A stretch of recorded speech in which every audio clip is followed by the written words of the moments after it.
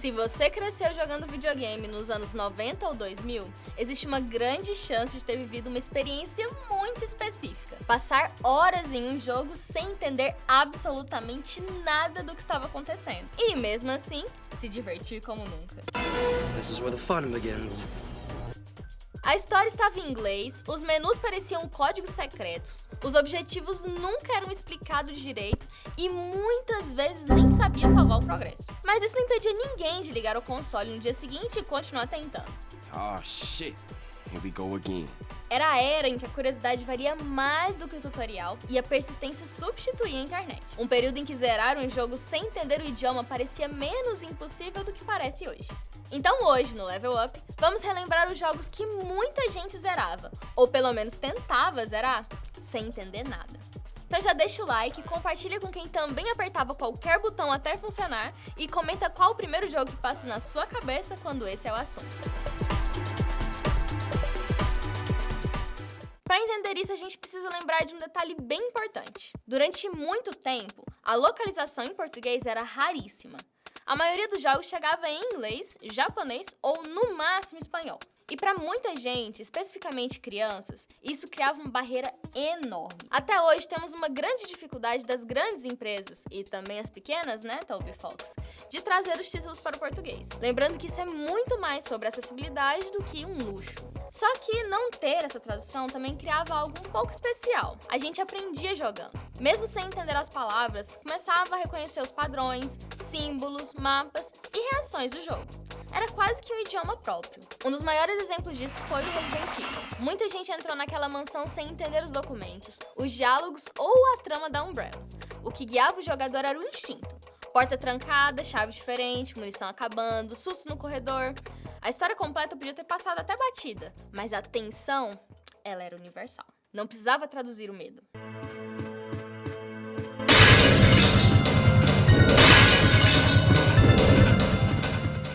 Outro jogo que muita gente encarava sem entender quase nada era o The Sims. E nesse caso a barreira não era só o idioma, mas sim a própria lógica do jogo. Diferente das aventuras lineares, The Sims não tinha um objetivo único, um chefão final ou um caminho óbvio. Você precisava administrar necessidades, construir casa, arrumar emprego, cuidar de relacionamentos e interpretar dezenas de opções em menus totalmente em inglês. Pra muita gente, a primeira experiência era o puro caos. Personagem passando fome, incêndio na cozinha, contas acumuladas e piscinas sem escada.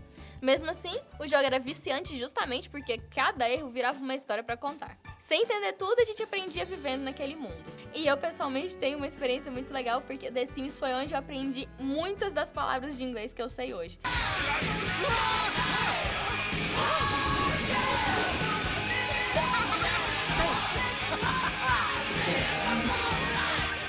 Também existia a categoria dos jogos que pareciam autoexplicativos, até deixarem de ser. Legend of Zelda Ocarina of Time é um ótimo exemplo.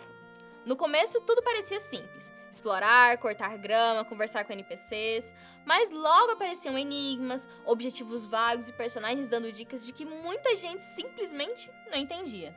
Resultado, você ficava horas rodando em Hyrule sem saber o que fazer. E isso fazia parte da experiência. Sendo justa, mesmo hoje no Tears of the Kingdom, com tutorial, jogo em português, muita coisa na tela, ainda assim existe dificuldade em entender como funciona. Legends of Zelda é meio sobre estar perdido mesmo. Everything I've done up until now, it was all for nothing. No PlayStation, outro fenômeno desse tipo foi Metal Gear Solid. Hoje ele é lembrado pela narrativa cinematográfica, mas na época muita gente jogava sem compreender metade das conversas que rolavam na tela. Ainda assim, dava pra sentir que algo importante estava acontecendo. Você talvez não entendesse de geopolítica, conspiração militar ou dilemas existenciais, mas entendia que precisava se esconder, escapar das câmeras e derrotar chefes inesquecíveis. Just about out of time. Here's a final present from Deep Road. I'll stop it from moving.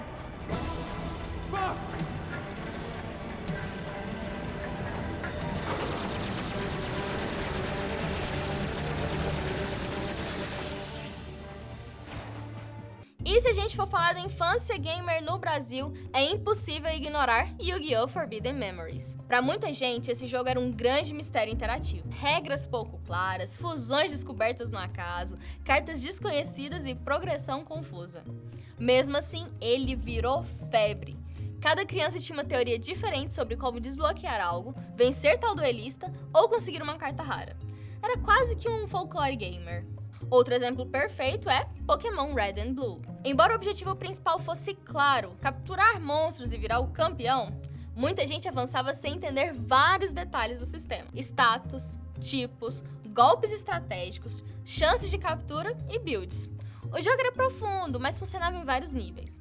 Você podia só escolher o Pokémon mais forte visualmente e seguir feliz.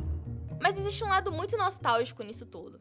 Porque jogar sem entender nada transformava cada descoberta em um evento. Descobrir como salvar, entender como servir um item, finalmente abrir aquela porta travada, vencer um chefe depois de dias preso, perceber sem querer uma mecânica escondida. Hoje, com os guias, vídeos, fóruns e traduções instantâneas, tudo ficou mais acessível, o que é ótimo e fundamental. Mas aquela sensação de mistério constante, ela era única. A gente não seguia checklist, a gente explorava. Isso mostra algo muito interessante. Bons jogos conseguem se comunicar além do texto. Eles ensinam por design, por repetição, por feedback visual e por curiosidade. Mesmo quando o jogador não entende o idioma, ele entende a lógica. E talvez o mais curioso seja que muitos desses jogos ajudaram as pessoas a aprender inglês sem nem perceber. Palavras repetidas em menus, nomes de listas, comandos básicos, frases simples, tudo isso ia entrando naturalmente. Para muita gente, o videogame foi um professor meio que informal. Como eu disse antes, né? Eu nunca vou esquecer as inúmeras palavras que eu aprendi no The Sims.